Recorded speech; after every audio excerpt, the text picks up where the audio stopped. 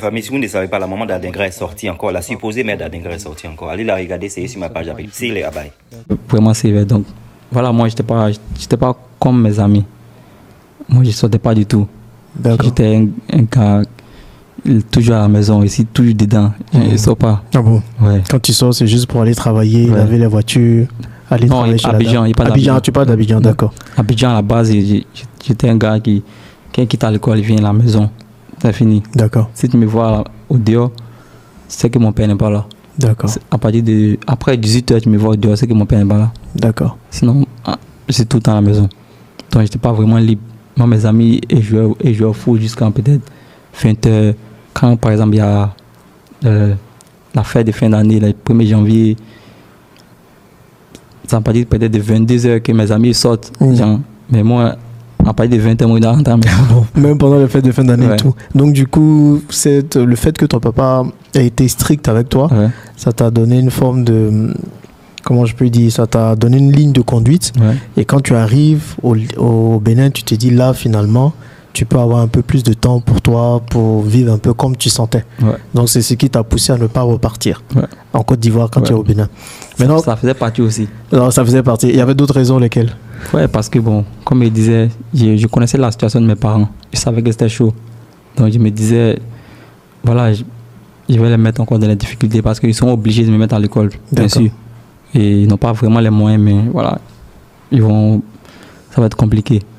Donc je me disais, bah ici, là-bas, bon, ils dépensent pas sur moi, tout ça. Bon, voilà quoi. Tu avais le souci de ne pas être un poids pour ta famille. Ouais. Donc, c'est à quel moment ça commence à aller mieux quand tu es à Cotonou? Ok. Qu'est-ce qui se passe? Quel est l'événement qui te permet de sortir de là? Et déjà, combien de temps tu as fait à travailler en tant que laveur de véhicules et à travailler chez la dame qui faisait la cuisine? Bon, Ça a duré combien de temps à peu près? Bon, ça fait près, c'est pas 6 mois. Ça 6 dure, mois. ça. Ouais. J'ai resté 6 mois dans ça. Ouais, parce Ok. qu'on faisait, au fait, moi je faisais, parce que mes amis, ils faisaient pas Tout ça. mais moi, je faisais ça. Donc, je faisais plusieurs trucs à la fois. J'allais travailler, et comment on appelle, je faisais le lavage de voiture, et il y avait une dame aussi une dame, je pense qu'elle est ivoirienne, elle vendait de la tchéké. Mhm. Et voilà, j'ai partais l'aider aussi, Tu partais l'aider. parce que c'était à côté de l'endroit où je faisais du lavage. D'accord. Donc, du coup, quand il n'y a pas de client, quand il n'y a pas de véhicule, je m'assois là-bas pour suivre son article aussi. Ok. Et quand tu faisais le lavage, tu gagnais combien comme ça à peu près par jour? Bon, vous pouvez me donner 500 ou 1000 francs. Pour les lavages de Ouais, voiture? pour le lavage, ouais. 500 000 francs par jour. En gros, tu cherchais de quoi manger. Ouais, Et c'était puis que c'est ça. bon, quoi. C'était que ça. Que ce qu'il y avait tout pour manger. Ok. Et au bout des 6 mois, qu'est-ce qui se passe? Donc, du coup, un jour, j'étais à la maison. Je me rappelle, j'avais faim même. J'étais couché. J'étais dans la maison et voilà, je vois mes amis, ils arrivent. Ils étaient sortis. Moi, j'avais faim, j'étais couché dans la maison là-bas. D'accord. Donc, je vois, ils arrivent, et puis ils ont commencé à parler. Moi, ils dormaient, ils m'ont réveillé. Que nous ont trouvé un gars, tout ça. Le gars les a approchés. Et voilà, il les a demandé ce qu'ils font ici. Et ils ont expliqué. D'accord. Donc, le gars en question disait qu'il veut voir là où ils habitent, là où on habitait. D'accord. Et le gars est venu. Il a vu là où on habitait. Le gars, il a fondu en larmes. J'imagine. Il a commencé à pleurer. Il dit, c'est pas incroyable, genre, c'est pas normal qu'on soit dans cette situation-là. Plus des enfants. Ouais. Et tout. Donc, du coup, le gars, il ne nous connaissait pas. Hein. Il a loué une maison pour nous. Une maison normale. D'accord. Une maison. Et il nous donnait la nourriture. Maintenant, le gars, comme par hasard, le gars, il a vécu à Abidjan. C'est-à-dire, le gars, c'est un Béninois, mais il a vécu en Côte d'Ivoire. D'accord. Donc, quand mes amis marchaient, ils parlaient, donc par l'accent, il a capté Mhm. que ce sont les Ivoiriens. Donc, il les a approchés pour dire, ah, vous faites quoi ici? Donc, il a expliqué, c'est comme ça, on était arnaqués et tout. Donc, il est venu voir l'endroit où nous dormions. Donc, il a vu le coin, voilà, le gars, il a fondu en larmes et il a loué une maison et il nous a apporté la nourriture Tous les jours. tous les jours. Il disait si la nourriture finissait, qu'on lui dise, lui, il va toujours envoyer de la nourriture. Sans même connaître nos parents, hein, sans même savoir si voilà, on le mentait ou pas. C'était un bon samaritain, ce Ouais. monsieur. Donc voilà, il a vécu ici. Voilà, il dit que les Ivoiriens l'ont vraiment bien accueilli ici. Parce que son papa était ambassadeur du Bénin ici. D'accord. Ah, ok, donc c'est Ouais. quand même quelqu'un de Ouais. connu, quoi.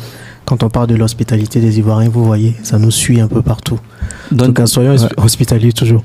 Donc, qu'est-ce qui se passe quand il vous prend en charge? Est-ce que c'est lui qui vous permet de retourner sur le stade? Il vous trouve un club? Qu'est-ce qu'il fait pour vous? bon, lui, au fait, à la base, c'est un fan de foot. C'est un fan de foot, C'est un fan de foot. Lui, il a joué le foot aussi, mais pour fan. Ok, c'est quoi son nom, ce monsieur? Il s'appelle Didier. Didier Sourou. Didier Soro. Sourou. Wilfried. Non, mais franchement, Didier Soro, Wilfried, merci beaucoup. En tout cas, toute la nation ivoirienne te dit merci pour ce que tu as fait pour Adingra et puis ses amis à l'époque. Franchement, c'est super. Merci beaucoup. Donc, Didier Soro, fan de foot. Donc, il fait quoi exactement voilà. pour vous? Comme lui, il est un fan de foot et lui, il a dit comme ça que, voilà, on était 10. Il a dit, à nous-mêmes, on fait déjà une équipe même. C'est ça. Donc, il a dit, ok, c'est comme ça, lui, on va commencer à s'entraîner alors. On va commencer à s'entraîner ensemble. D'accord. Et voilà, donc, non, c'est les on partait s'entraîner, nous, on était 10 seulement. 10, ouais. Et Là, voilà. quand il dit t'entraîner, c'est au quartier? Ouais, au quartier, C'est on jouait les vous jouez les Maracana, tout ça. au quartier. Donc, là-bas, on s'est fait des amis. Les gens nous aimaient au Bénin. D'accord. Ouais, les gens nous aimaient. Bon, les gens, même au quartier, nous envoyaient la nourriture aussi. Parce que vous jouiez bien? Bon, Ou parce qu'ils vous appréciaient, ouais, quoi. parce Et puis qu'ils aussi connaissaient Didier. la situation, tout ça. Donc, du coup, il a dit, ok, c'est venu dans la pensée à faire un centre D'accord. de formation. Ok. Donc, on était 10 au départ et au fur et à mesure, on devenait 12, 13 et on a créé les centres. Cette photo que vous venez de montrer là, C'était dans le centre. c'est nous Est-ce la qu'on créé. peut remettre on peut remettre la photo? Donc, il a créé ce centre-là à travers nous. C'est nous, on a créé ce centre-là D'accord. et on s'entraînait là-bas. Et voilà, on était 10 au départ. Après, d'autres Béninois se sont rejoints à nous. Et voilà, on s'est fait enregistrer à la fédération. Tout ça. Au fur et à mesure, on a commencé à jouer les petits tournois pour se faire connaître. On a commencé à gagner tout le monde. Donc, les gens maintenant commencent à avoir l'œil sur nous. Et voilà, c'est là tout est parti. Et toi, tu jouais toujours à ta même position? Non, là-bas, Tu jouais à quelle position? je jouais au milieu. Au milieu, d'accord. Et j'étais trop mince même, au fait, quand j'étais plus petit. C'est ça. Donc au milieu, on me bousculait un peu beaucoup. Donc comme ça, le coach, il a dit, il y avait un match comme ça, il a dit, toi, on te bouscule trop, mais va jouer ce côté-là. C'est ça. Ah, c'est Ouais. comme ça que tu t'es retrouvé Ouais. sur le côté. Donc il m'a mis sur le côté. Et voilà, c'est là-bas. C'est sans ça, j'ai commencé à jouer ce côté-là. Je suis un peu bouleversé par ton histoire. En tout cas, merci de la partager avec nous. Donc, vous évoluez, tout le monde commence à vous remarquer, vous gagnez tous les matchs et tout. Et que se passe-t-il ensuite? Ensuite, ils organisent des tournois et il y avait des recruteurs qui commencent à venir Ok, pour regarder venir vous voir. le tournoi et tout. Et voilà, il y a eu pas mal de propositions. Étant jeune, il a même failli aller à Marseille, D'accord. étant au Bénin. Autant au Bénin déjà. Oui. Mais pourquoi tu dis failli? Parce que voilà, il y a eu un problème de visa. Il n'a pas reçu le Tu n'as visa. pas reçu le visa. Mais entre-temps, et puis on va continuer, le gars qui vous a fait venir Ouais. au Bénin, vous n'avez plus d'informations Non, sur plus lui. d'informations. Plus d'informations. Et voilà, après les parents, quand les parents étaient au courant, les parents sont entrés en contact avec les gens et ils l'ont saisi. Ils l'ont saisi, ils l'ont Ouais, retrouvé. Ils l'ont retrouvé. Ils m'appellent, ils l'ont envoyé même à la police. Il était en prison. Et parmi nous, il y avait un gars, sa mère était proche au coach. Au coach, d'accord. Donc voilà, il a eu un peu pitié du gars, malgré Toujours ça, quoi. tout. Voilà, la dame, elle a dit, voilà, de toutes les façons, le fait est déjà fait. Donc ils l'ont lâché. ça ne sert vraiment à Il rien. s'appelle comment le monsieur? Bon, il n'y a pas envie de dire T'as ça. pas envie de dire son nom, je peux comprendre. Sinon, on a eu le démasqué ici. Mais bon, j'espère qu'il n'a pas refait ça avec d'autres enfants derrière parce qu'il y en a beaucoup comme ça, des coachs véreux. Donc, on va le mettre de côté et on va revenir à l'histoire. Donc, tu as failli aller à Marseille. Pour un problème de visa, tu n'as pas pu partir à Marseille. Ouais. Et donc, se passe-t-il après? Il y a d'autres recruteurs qui viennent te voir. Ouais. Après Marseille, voilà, il y a eu d'autres agents qui voulaient m'envoyer au Portugal, tout ça, mais tout s'est pas bien passé. Et un jour comme ça, le monsieur, le Didier, il a vu sur, je sais pas, c'était Facebook, un tournoi au Ghana. D'accord. C'est Facebook comme ça. Et parce que moi, je vivais chez lui. Après, quand on était logé, il nous a logé. Après, moi, il m'a pris. il m'a envoyé chez Et lui. toi, tu jouais spécialement? Bon, Tu étais bien, quoi. ouais, moi, Tu sortais pas trop. Pourquoi c'est toi spécialement qui vivais chez lui et pas les autres? c'est ma chance. C'est ta chance, ouais. Donc lui m'a pris spécialement, il vivait chez lui-même. D'accord. Et sa famille, tout ça. Donc, après, voilà, il a vu le tournoi sur Internet. Il m'a dit, ah Simon, il y avait un tournoi au Ghana. Bon, il pense qu'on doit aller participer. D'accord. Il n'était pas vraiment chaud parce que il a dit c'est pas notre catégorie. C'était les plus grands. C'était les plus grands. Il a Toi, dit- tu jouais déjà Ouais. bien. Bon. Donc, moi, il disait, ah, Prési, même si on l'appelle, moi, il l'appelle Prési. Donc, il disait, ah, Prési, même si c'est plus les grands, tiens, on va partir en jouer. Qu'on ne sait jamais. Exact. Donc, arrivé au Ghana, à Accra, on joue le tournoi.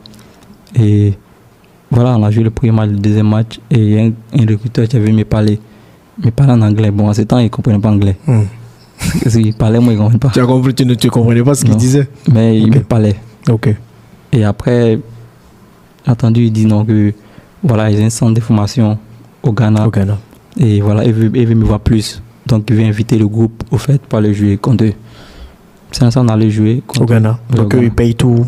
Ouais. Le transport. Bon, Tout après, Ouais. Cotonou, Accra, c'est pas loin. Ouais, ouais. Parce Vous y qu'on- allez en car aussi. on était déjà au Ghana pour Au le Ghana, tournoi. oui, pour le tournoi. c'est Le vrai. tournoi. Et c'est dans le tournoi, il m'a repéré. T'as repéré. Donc, il a parlé aux dirigeants pour qu'on puisse venir dans le centre de Dans la salle formation de formation. pour jouer un match pour qu'ils puissent me voir encore à nouveau. D'accord. Et c'est là ça on allait jouer contre eux. Et voilà, on a perdu 5-0. même. Ah bon? Ouais. Pourquoi? Ah, c'était trop Le fort. niveau était trop fort, le Ouais. niveau était trop. Quoi. Non, c'est pas le même niveau même. Ah bon? Ah oui, c'est vrai. Parce qu'ils étaient plus grands déjà. Ouais, et et puis tout bon, ça. c'est académie, tu vois. Ils mangent ensemble, tout ça. Donc ils ont Ouais. une forte communion entre eux, quoi. Donc c'est ça. Et voilà, je suis resté.